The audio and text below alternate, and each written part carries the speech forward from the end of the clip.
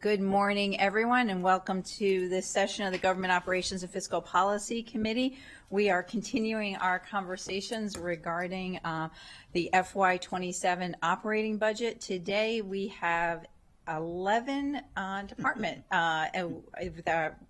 budgets we're going to review today. So it's kind of like speed dating. But we're going to start with Lisa's non-departmental account. And I'm going to turn it over to our staff to walk us through the packet and the decision items today. Sounds good. Thank you. Good morning, members of the GO committee. This is the Lisa's NDA. This is the account that manages all the county's leases of non-county owned space. The county executive is recommending a budget of $22.8 million, which is a $5.7 million increase, or 33% over FY26. There were a few changes and additions, but nothing that, according to the council president's approach, would go on the reconciliation list. So if you'd like, I can just walk through all of them and orient you there. So you can see on page 2, table 1 just summarizes each of the changes, and I'll just walk through each item. So starting with item 2.1, these are the lease costs supporting the relocation of the MCPS bus depot from Crabs Branch over to Goody Drive, and then there's also an adjacent property, Old Dover, which has a parking lot, and so that's all being consolidated. The lease has been executed. It's a 30-year base term with a 10-year extension option. On page 3, you can see how the number was derived, just sort of see the full roll-up of the amount. You can also see that the rent is being paid for 11 months because they've already executed the lease and there was an abatement term, and so it's just very accurately reflecting exactly what the rent would be for FY27 for both of those properties. Just keep moving on to the next item. I think we can, nope. Yep. We have a question by Councilmember Katz. It's not a question. I just wanted to clarify. This is not the same bus depot as the discussions that we were having. I guess it's this week. Yes. The days have run together. This is the current and how we're changing it. Good morning, Greg Austin, Department of General Services. So it is related to the conversation you had with MCPS earlier this week, but it's not the same. Mm-hmm. We are relocating the depot operations, so there's about a 50,000 square foot complex or campus at Crabs Branch that we're going to relocate to this location at Goody. There will be some ancillary and accessory parking associated with that, but the repairs will happen at this building. We will renovate the building, and we'll be back to brief you. We have a mandatory referral coming up at a community meeting next week, as a matter of fact. But the balance of the parking will remain at Crabs Branch. The conversation with MCPS on the 2 other locations were related to how they plan to deal with the remaining buses that are left at Crabs Branch and that we cannot accommodate or are not accommodating as part of this particular project. But it is not those 2 parcels. Correct. For years and years and years, we attempted to find a complete replacement in kind for the full facility. Not possible over the years, we've determined, and so this is I want to call it a piecemeal approach, but it is a partial solution to the end game. Thank you. Thank you. And I will just note, and you know this very well, Councilmember Cass, there's been a lot of public engagement on this piece of it and a lot of discussion, okay? Yes. All right. Moving on to item number 2.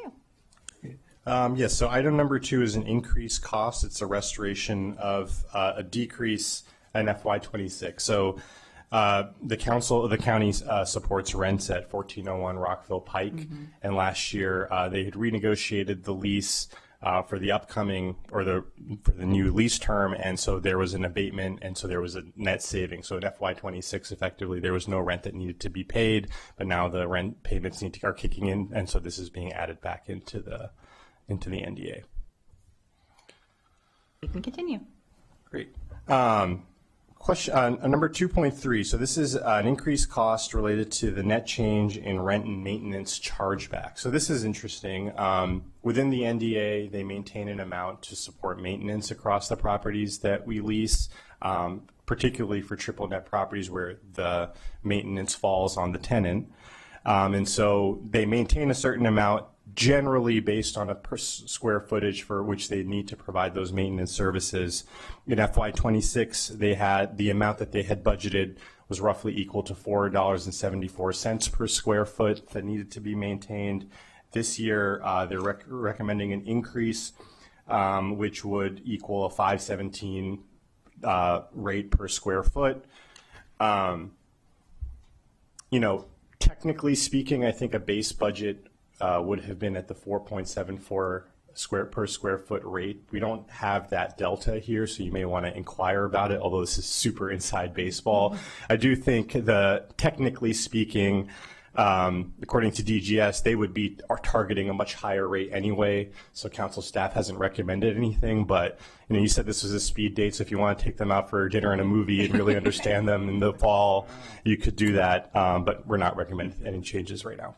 Great. Thank you, Sally. Appreciate you continuing. Mr. Assant, can you give us maybe the appetizer version of what's going on here? It is a bit of a deep dive, so we'll try to keep it high level. But yes, as Mr. Ali mentioned, the maintenance for our triple net leases is built into the leases NDA. So this is separate maintenance that we do on behalf of the county that is separate and apart from our DGS operating budget at our Division of Facilities that you'll see next week, I believe, maintains for the rest of the county's owned portfolio. So we have maintenance numbers in here.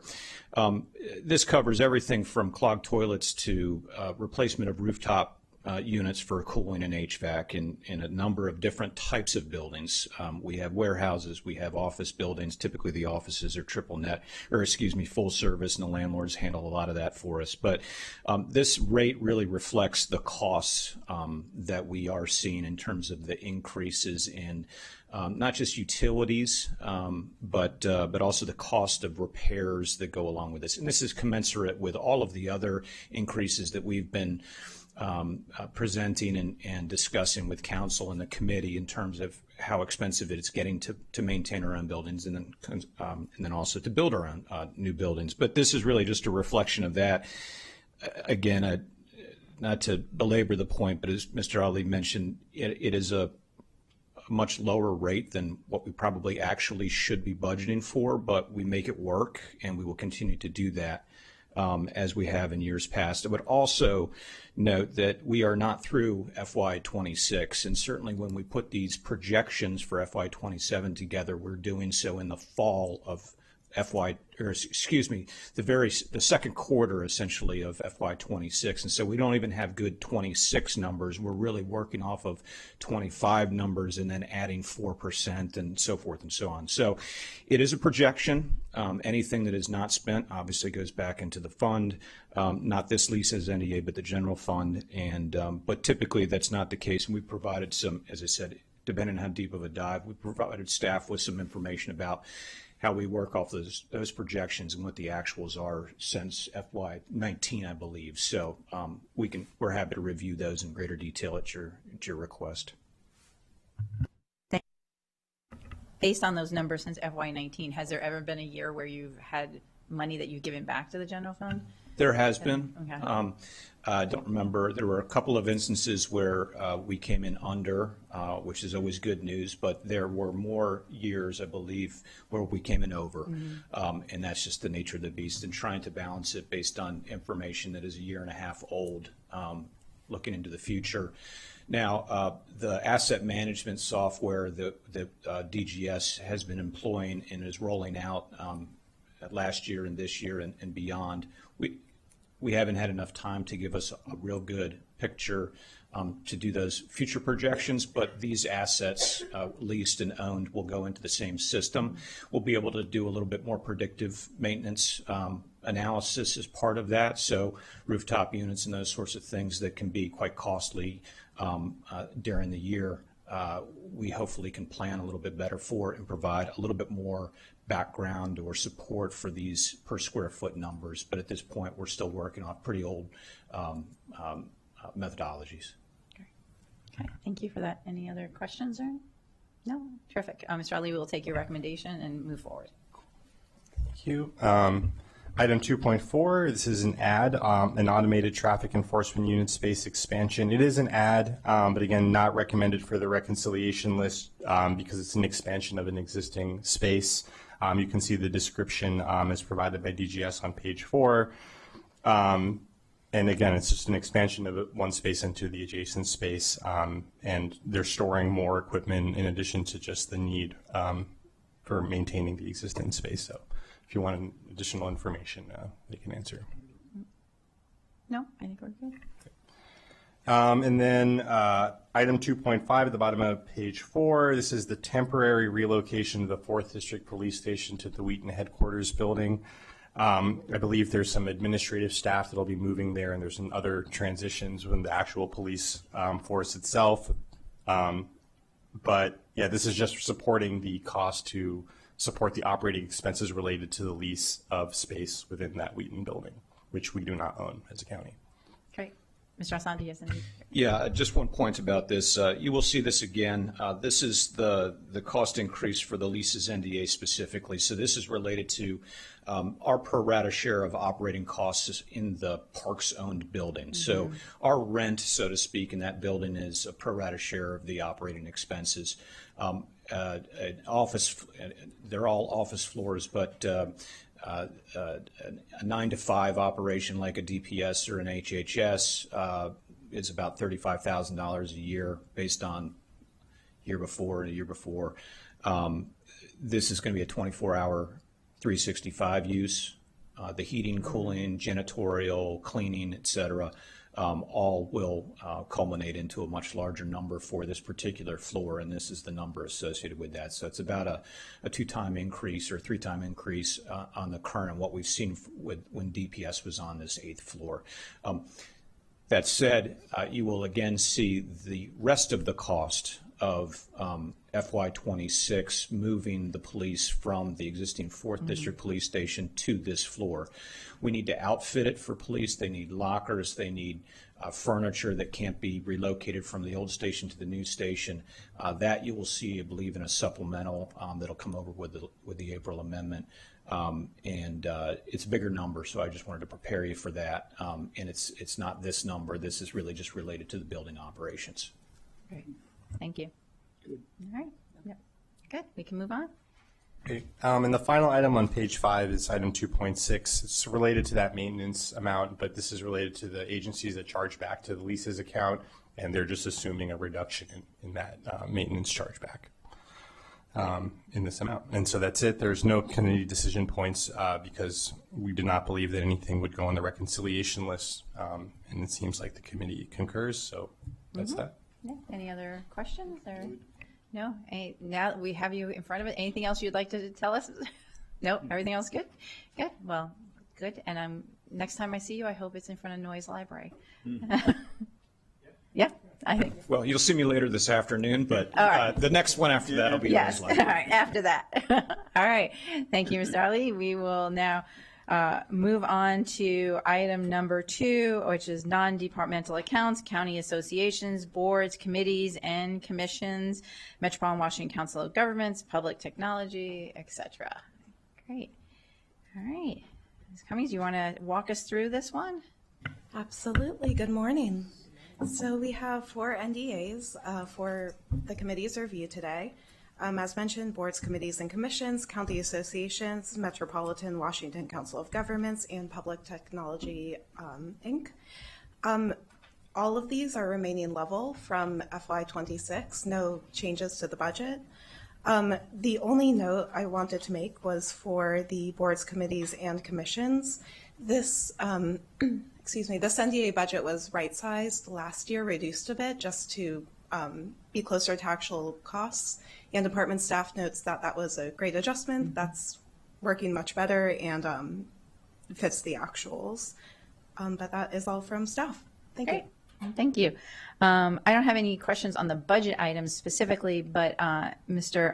Hartman-Espada, since you're here, wanted to get an update on boards, committees, and commissions since the last time we kind of spoke about some of the changes, the excellent report we received and recommendations. And I know your office was already moving forward on some of those, and we more formally asked you to come back in the fall and report on that, but any updates you wanted to provide? Thank you, Chair Stewart and members of the committee. We are continuing to work on guidance from the CIO to all boards and committees, outlining roles and responsibilities, structure, leadership, common relationships with staff, expectations of departments, and we're working on having that ready right after budget, so that we can come back, talk to you, talk to the executive before issuing that.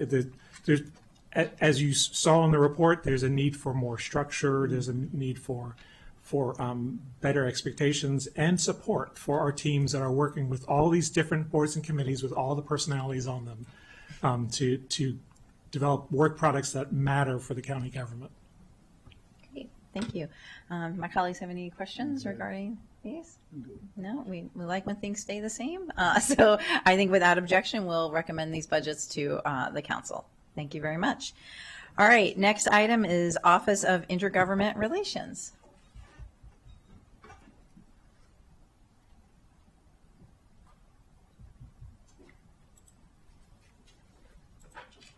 All right.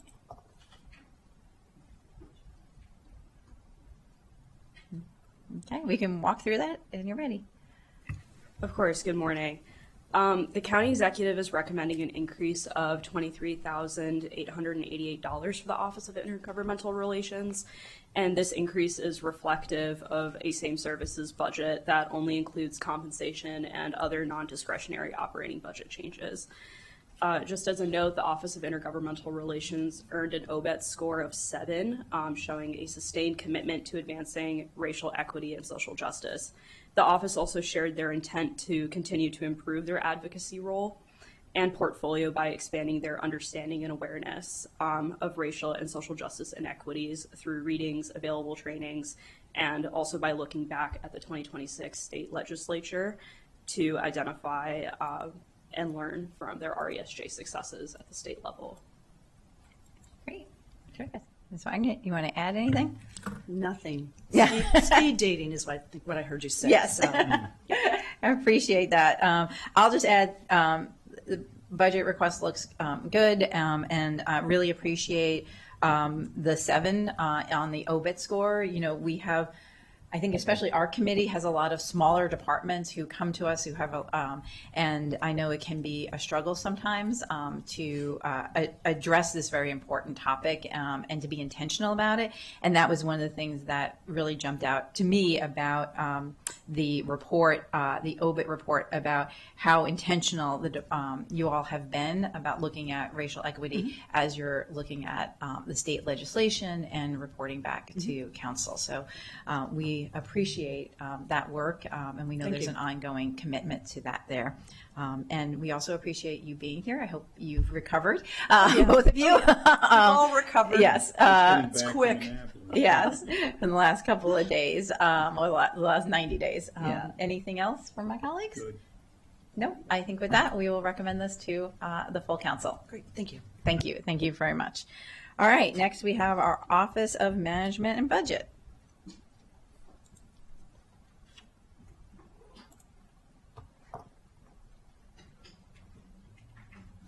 Welcome. All right, we can walk through the packet. Good morning. I'd also like to note that we're also joined by the Deputy Director of the Office of Management and Budget today, Mr. Faisal Amin. And for the Office of Management and Budget, the county executive is recommending an increase of $216,839. And OMB also received a commitment level rating of 8 in their OBET analysis, demonstrating that they're showing a sustained commitment to advancing racial equity and social justice. For OMB, there's one notable budget increase, and that is in the amount of $13,500, and this will go for professional services for an IT support contract rate increase. The contractor provides over 2,000 hours of IT services support for countywide budget functions and business processes. And without this increase, OMB would lose this IT support, and it could cause issues with their basis budgeting system. The $13,500 reflects a maintenance level compensation increase that's expected when TEBS would extend ASSIST's contract in June of 2026. And based on that, council staff is recommending concurring with the county executive's recommendation. We could stop there or I could go over the reductions. Any questions? No, not seeing any questions on that one. Okay. Alongside that, there are 4 recommended reductions in the county executive's budget. The first reduction is for $1,000 for general office supplies, which OMB shared would have no impact on their operations. The second reduction is for $5,000 in computer training, which OMB shared that there's no licenses to renew, therefore they're able to sustain this reduction. And the third reduction is for $5,000 for other professional services, which OMB shared can be sustained without impacting their functions. And then lastly is a $60,000 reduction for the citizen survey. And this reduction is able to be sustained by OMB because the survey that is scheduled for summer 2026 is going to be funded through FY26 appropriations. And then the next survey is tentatively scheduled for the summer of 2028, which is to be included in the FY28 operating budget request for OMB. And so for all of the reductions, council staff recommends concurring with the county executive's recommendation. Great, thank you. Councilmember Evans? Sure. Thank you for that. I did have a question on 2.4. I know it's only a small amount of 5,000, but can you just, which services were you recommending to be cut? I do see where it says financial and in the packet in the back, in the description, it says fiscal policy and performance analysis. How did you select these particular services to be cut? I just wanted to make sure it wasn't something that was actually benefiting. Well, as we do for every budget, we do some analysis on our own budget, and we try to stay within a really tightly constrained constrained fiscal resources. So we were able to trim some of those dollars off, noting that where the contract dollars are coming in on a consistent basis. So we wanted to make sure that we were being judicious and saying anything that we can cut. We wanted to be a model for other departments who were also asked to cut their budgets. So we were digging in the couch cushions. Yeah, quite. Yes, and so I do understand that, although you were trying to look for cuts. I just wanted to make sure your office is really important, that even the amount is 5,000, so it's small. I just wanted to make sure that it's not something that you actually really need, as opposed to just giving it up just to give up. That's all. So you. No, I appreciate that, and no, we'll be fine. Thank you. Okay, thank you. Great. No. I just want to say thank you for all of your work. Director Bryant, I don't know if you have any other additional things to discuss with us today? No, nothing in specific. Just wanted to thank my team for all their hard work throughout the year, and council staff analysts for a great packet. There are some things that we are working on, knowing and understanding that there will be an administration change. So we've been working on some program analyses through our county stat office, and they are concentrating on departments or investments where the county has invested quite a few dollars, like affordable housing and programs that serve our youth, like some of the recreation programs. So we're going to continue that and hopefully get a published product, at least on the website. And also we're looking at our process. You know, you guys rarely have an amount of time to review a budget. We're taking a long time to put all the pieces together to a budget. So I'm looking to gain some efficiencies, get some time back for our analysts to do other work, because we also do other work, but to dig into some of the base budget items that both the county executive and the county council have identified that they would like to see in the future, but trying to figure out scheduling wise and in the process we currently have, how we facilitate that and implement something that's newer and that gives time to do other things. So we're working on those things. Great. Thank you, Director Bryant, and to your whole team. We really appreciate all of your work. We know during budget, but all year round, and do want to highlight the OBIT review. And I think we want to see all of our departments do well in this area, but something that is looking at how we're spending our money in the county, having racial equity and social justice work front and center is really important. So thank you for doing that work. And Mr. Ahmed, we're glad you're here. I know you've been here for a while, but this is your first budget. So thank you for digging in, and we look forward to continuing to work together. So without objection, we will recommend this to the full council. Thank you. Thank you very much. All right, next up is the Office of Legislative Oversight. Thank you. Inspector General. Oh, did I skip? Oh, I skipped Inspector General. I'm sorry. It is office. No one should No, ever want to I- skip the I- Inspector General. I No can't, I just, I checked off OMB too quickly on my list. Ms. Lamarzi, my apologies. We'll have staff go through the packet. So the county executive is recommending an increase of $310,558 for the Office of the Inspector General. And this increase is reflective of a same services budget that only includes compensation and other non-discretionary operating budget changes. The OIG received a commitment level rating of 9 for their OBET analysis, demonstrating that the OIG is showing a proactive and strategic commitment to advancing racial equity and social justice. A quick note on the OIG staffing, Bill 11-19 was adopted by the Council in October 2019, and the bill expanded the Inspector General's duties by requiring the OIG to conduct a systematic, risk-based, rotating review of the processes and controls used by each department and principal office in the executive branch. Additionally, it also requires the OIG to audit high-risk county contracts and agreements. And the bill also requires that the council ensure that the operating budget for the OIG is sufficient to provide these services as required by this law. And as part of the FY25 to 29 work plan for the OIG, they've updated their ultimate staffing complement needed to be 29 FTEs by FY29. And this projection is outlined in Table 3 on page 4 of your staff packet. And currently, the Educational Oversight Division has 4 total staff members, and the OIG reported 1 vacancy in their office, but they're in the process of extending an offer to this individual. Great, thank you. Ms. Lamarzi? Good morning. Thank you so much for having me.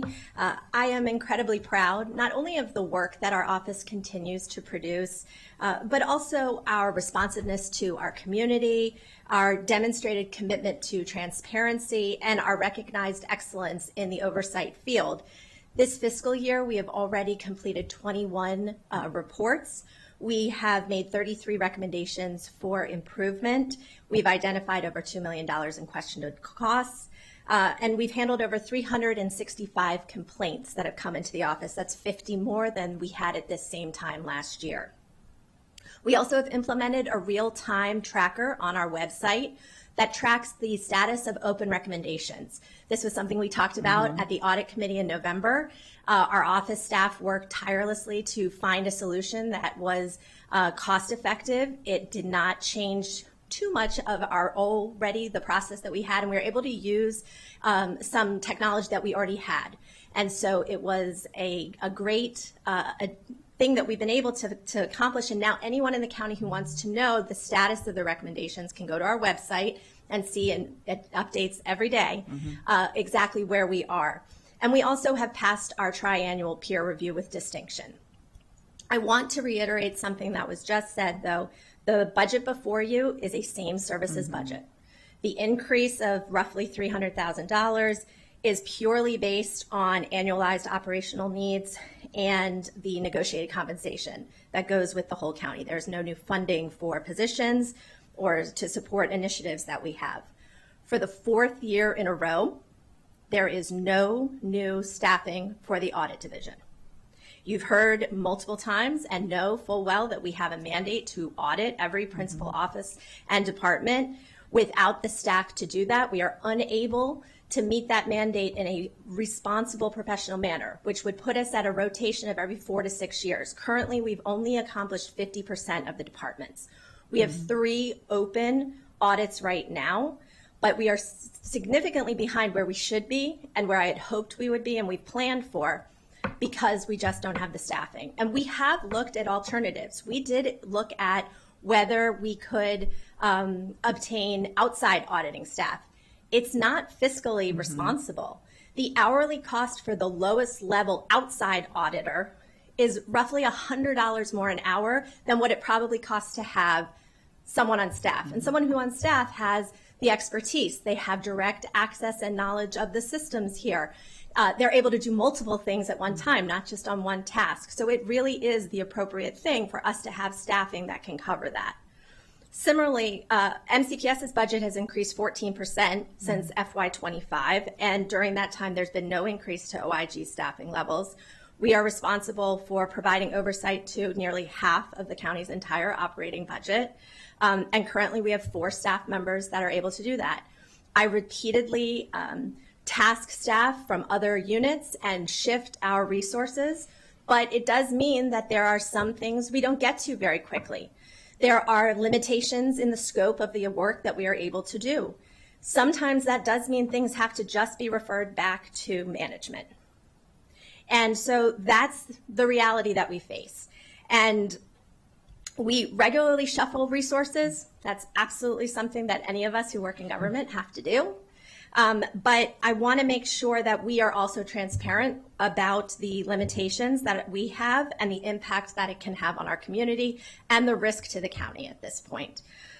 So I know what the budget looks like. I'm fully aware, but I think it's important that everyone is aware too of what these decisions lead to within the OIG.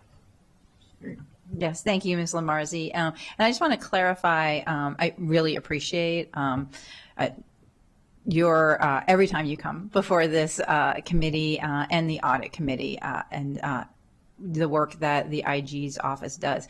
I just want to clarify on table 3, make sure I understand, since this is the same service budget, since you, we know what the goal is to get to 29 FTEs. So for FY26, we have the actual of the 21, and then it has FY27 projected. Are you able to get to that project? No.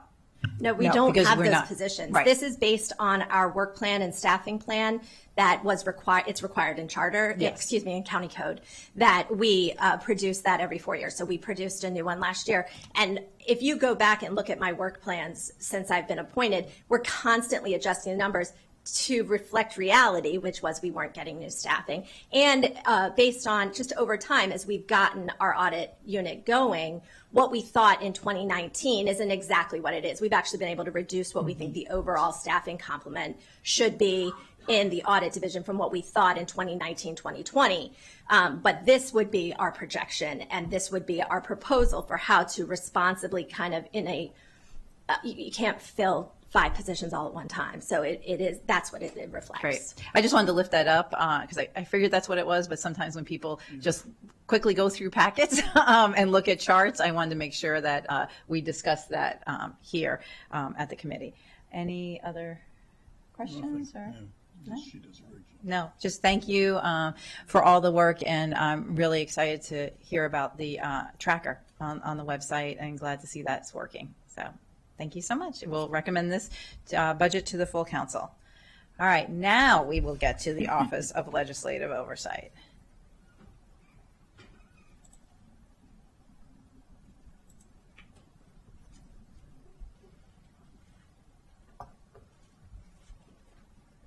All right, I'll turn it to staff to go walk us through this. Hi, Chris Seiler from the Office of Legislative Oversight. We have more or less the same service budget. The only increase is staff compensation. Happy that we got an 11 on our OBET score, which we were very proud of in our office this year. I guess the only comments I really have is we didn't request a position. I recognize where the budget is. We are still at the same staffing level we were at when we had 9 council members and before we were doing environmental impact statements. So, next year, if there's resources, we'll probably put that back in for consideration. But again, budget this year, we recognize it's not really feasible. So that's really what I have to say. Actually, there's one other point I would like to make. I do appreciate the council this year. You passed 2 bills that actually decreased our workload based on outdated legal requirements. The 2017 minimum wage law required us to do a report annually that had just become outdated. And second, we had a modification to our environmental impact statements. Both those decreased workload in areas that were outdated and really not serving any purpose. And so I just encourage the council to continue to look at the legal requirements that OLO is required to report on to see if there's other ways that we can cut a workload there so we can fill it in with projects that are more immediately of concern to the council members. Okay. Thank you. Councilmember Katz. Councilmember Evans, yes. Sure. I just wanted to just go on record to say thank you for all your work. You have an 11, and I hear you saying that you need more staff, and even in spite of the load, you still get the work done. And I'll just shout out OIG as well. So I am glad that everybody is coming to the table and being honest and transparent, because it helps me as we make decisions. And I know that they're all going to be tough, but just wanted to acknowledge the work that you and everyone in that office does, because it's really, really important. And people read it and they think about it, and we use it to inform our work and legislation as well, so policy work. So thank you. Thank you. Yep. Great, thank you. And I do want to also note, we really appreciate you looking at, in the office, other ways to give young people opportunities with the new internship program and other things. So I just, we know budgets are tight, and you have requested the extra staff person, but we all really appreciate you continuing to look for, when we can't deliver on that, other ways to get the work done and provide opportunities for folks in the community. So thank you for that. Thanks. Yeah, the internship program's been was very good last year. Hopefully again this year. Good. Awesome. All right. With that, we'll recommend this budget to the full council. Next, we have the independent audit non-departmental account, and that stays with you. And again, this is same service budget. Increases a little bit of $1,000 for, we have 0.15 staff members from my office that works overseeing us. The rest is independent contractors. Section 315 of the county charter requires the council to contract with a certified public accountant for an independent post-audit of all financial records and actions of the county government, its officials and employees, and that's what this money covers. It's stayed the same for a number of years. The contract, I think, is up a year from now, in which case when it will be renegotiated or put out for bid and then terms negotiated. So this will probably stay the same next year too. Okay. And just to clarify, in the staff packet, the contracting costs are the operating costs. So just to make sure that's clear. Yeah. Any questions right now? No. That's it. Well, thank you very much. We'll recommend this to the full council. Appreciate your work on this. Thank you. Next, we'll bring up the office of the county council. And Mr. Howard, do you want to walk us through this budget?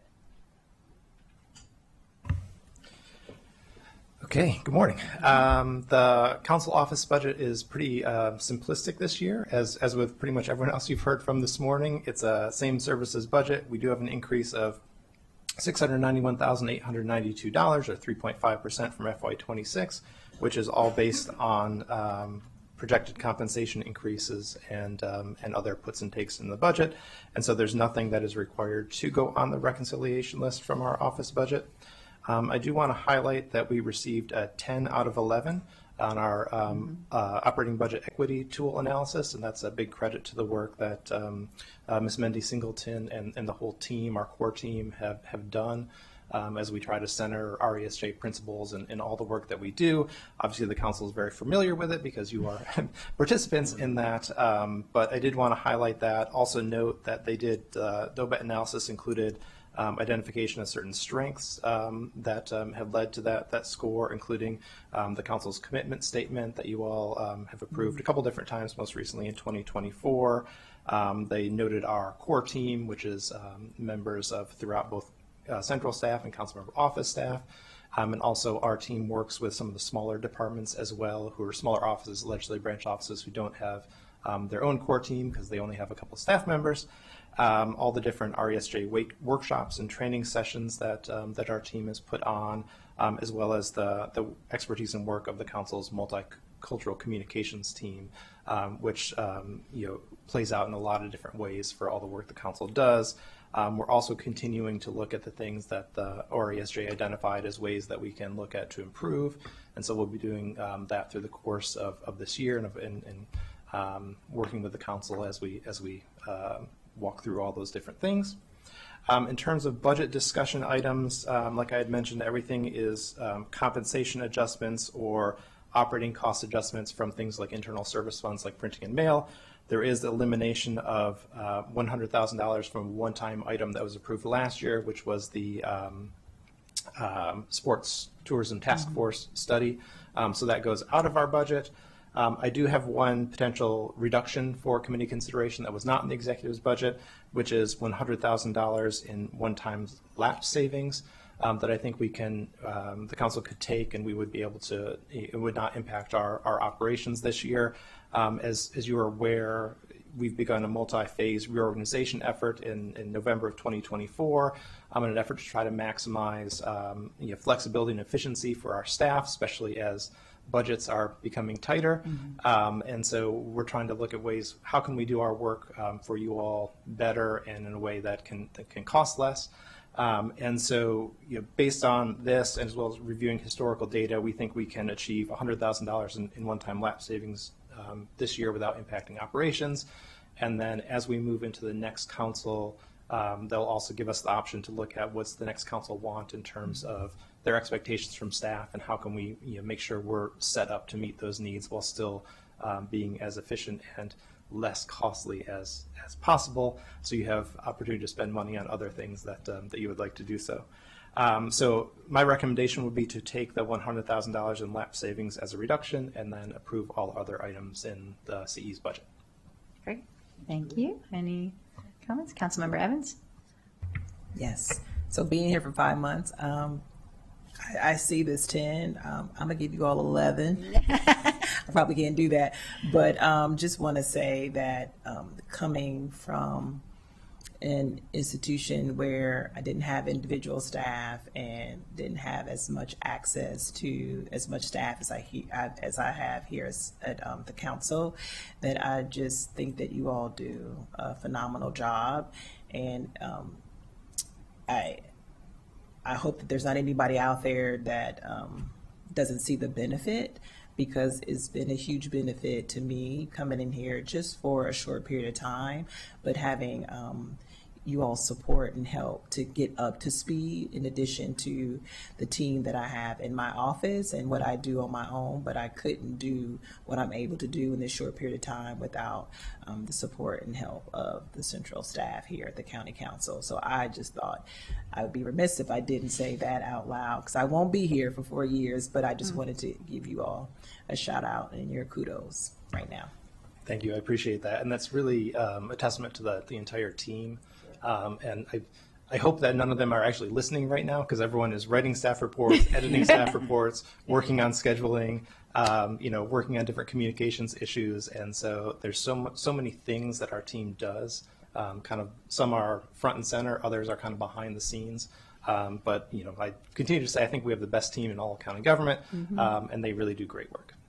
Well, please pass it along if they're not listening, because they always make themselves readily available if ever there's a question that I might have, or somebody in the office that I might, just say, can you just kind of check on this or get this information for me? So please let everyone know. Yep. Great. Thank you, and I think we would agree with Councilmember Evans' estimation and really appreciate all the work of the central staff. And Mr. Howard, as this is your second budget as the executive director, just want to say thank you very much to your leadership with all of this. And I think each year, as we talk about going through the budget and different things we can do, the staff really rises to the occasion. It's getting harder and harder, and our staff is really working so diligently so that we can make the best decisions possible. So thank you for all of that. And so I think with this, we'll make the recommendation to add the one-time lapse savings to the reconciliation list. All right. Thank you very much. All right. Next, we have legislative branch communication outreach non-departmental account. And Mr. Howard, we stay with you. All right. So this is the second component of the council office budget. And this NDA was set up several years ago to provide for the communications and other technology support that are not only for the county council, but also for the other legislative branch departments, which is why it's in an NDA as opposed to as part of our office budget. So for this NDA, the executive recommends an increase of $70,918, or 2.6%. Similar to the office budget, this is all for compensation adjustments or other programmatic things that aren't subject to the reconciliation list. There's no OBET score for the NDA, but the work of the staff is reflected in the OBET score we just talked about for the office. And then similarly to our last budget, I have identified a potential reduction of $21,115 for the committee consideration. This is discussed on page 2 of the staff report.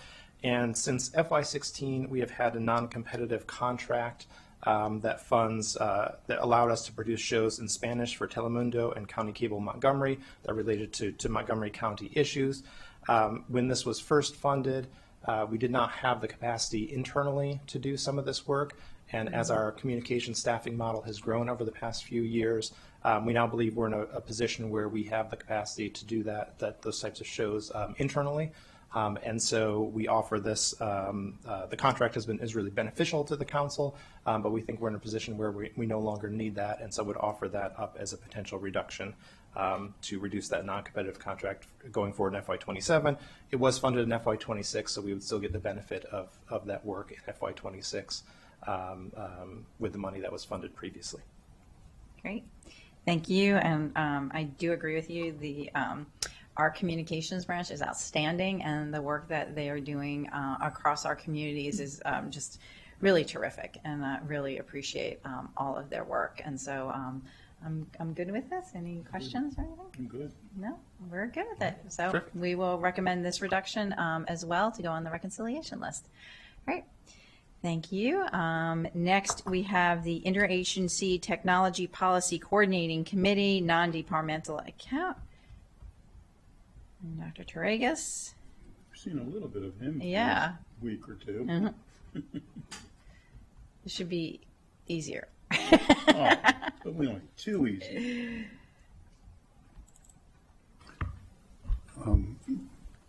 The ITPCC, the Interagency Technology Policy Coordination Committee, was established back in 1987, then reestablished in 1994.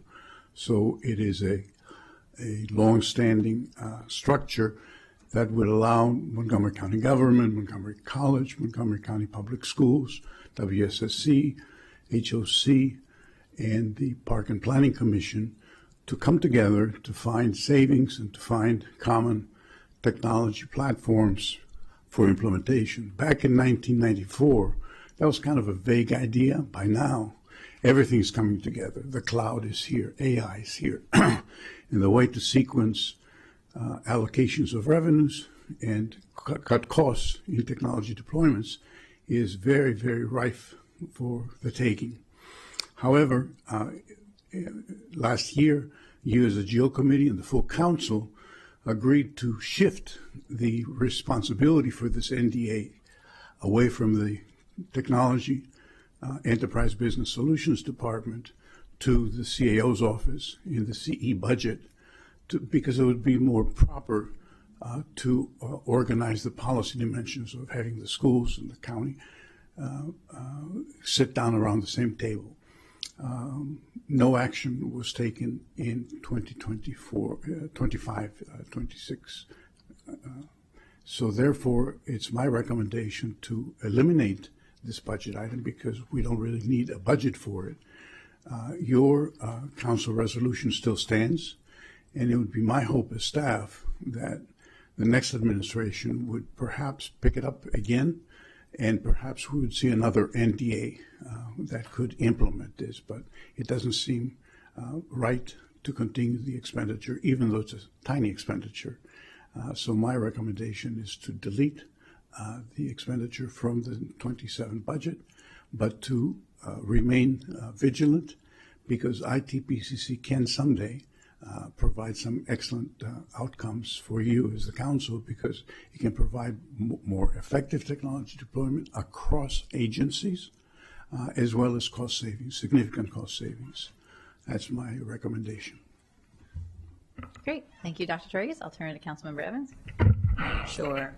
So thank you for that. And I just had a question. So if we take it out, will the next county executive think to pick it up? I mean, do we have a concern that they might not think about it?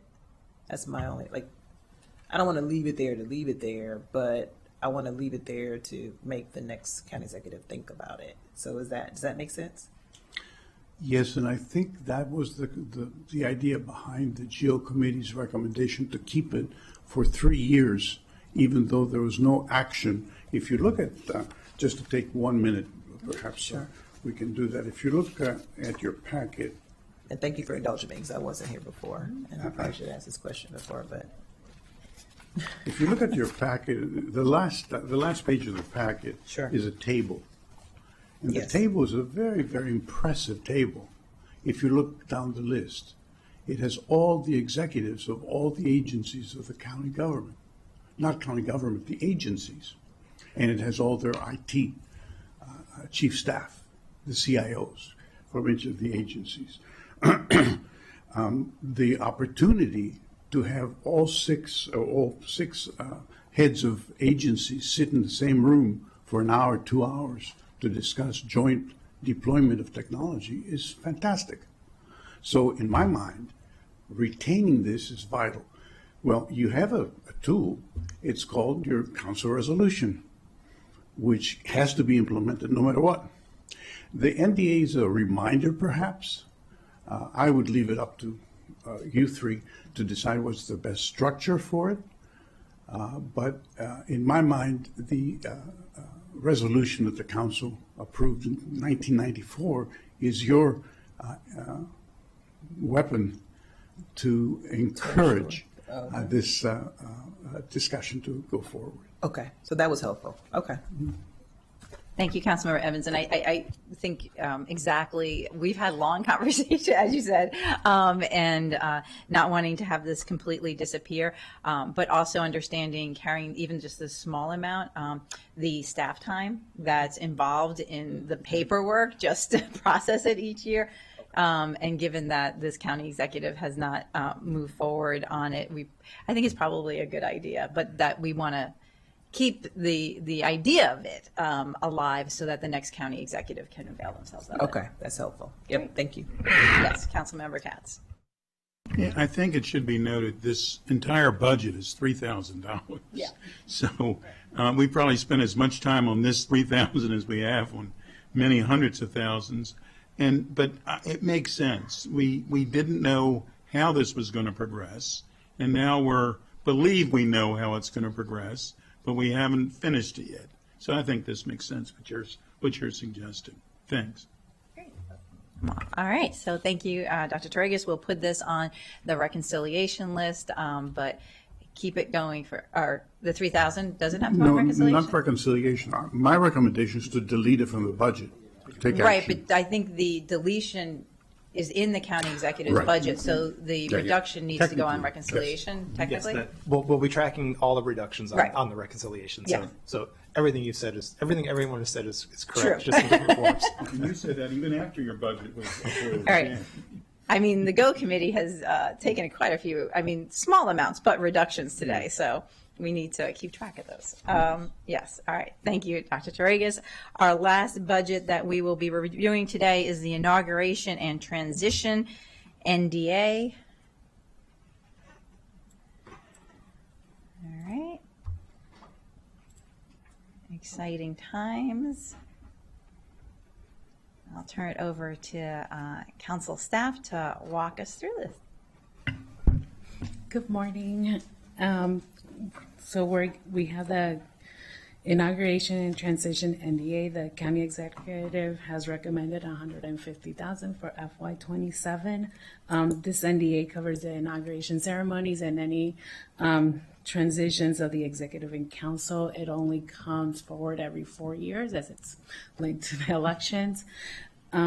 Staff concurs with the CE's recommendation, but a budget discussion item to note is that in FY23, this NDA was funded at $50,000, so there is an increase of $100,000 to this NDA. However, executive staff did share that they've had to pull from other resources to be able to put forward an inauguration. Great, thank you. Ms. Kasari, do you want to talk about what, if you know what happened last time? And If now there's the a question, addition- I don't have to, but if there's Yeah. a question. If you could, so since we're, the request is for 150,000. Yes.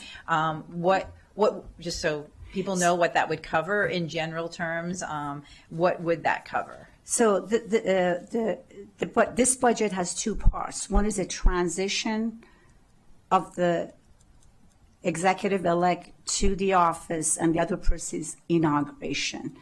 So the transition itself has an office space. We are legally mandated to have a separate office space. Office space is going to have even things like we're going to issue cell phones, laptops. Some can be loaner.